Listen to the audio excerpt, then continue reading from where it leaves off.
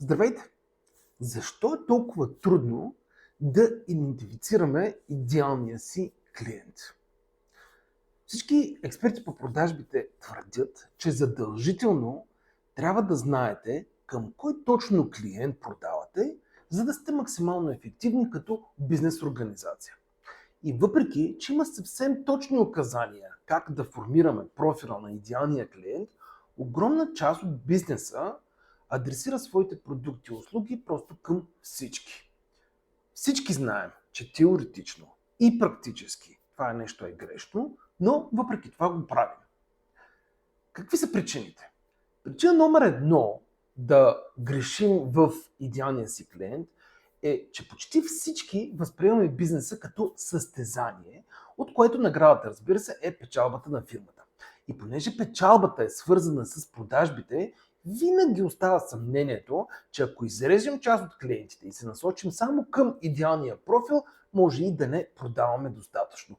То е почти като оптическа илюзия. Знаем, че асфалтът не е мокър, а блести от силното слънце, но за всеки случай намаляваме. По същия начин, за всеки случай, отделяме и ресурс да рекламираме към онези, които много по-рядко стават наши клиенти и изобщо не са идеалния профил.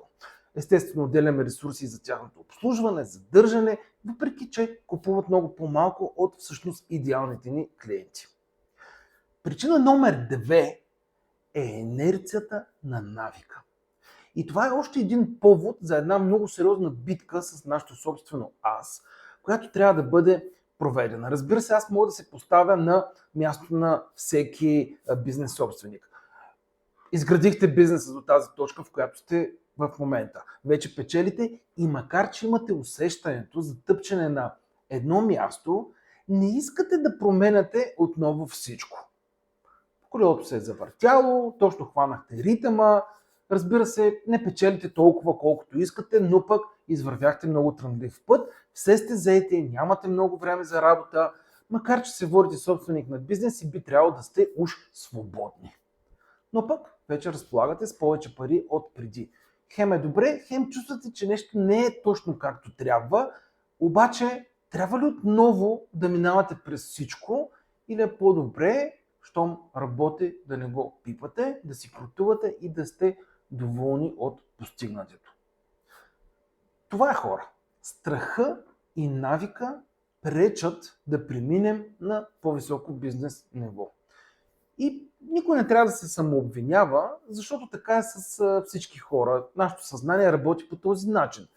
И въпреки това, има много начини да преодолеете страха и навика. Един от най-добрите начини, разбира се, е с изпреварваща информация и помощ от трета външна страна, като и двете ще намерите на сайта zaparите.com. Разбира се, там ще откриете огромно количество ресурси за бизнеса и не пропускайте да се абонирате за нашия бизнес клуб. Там със сигурност ще намерите много неща за развитието на вашия бизнес. Действайте!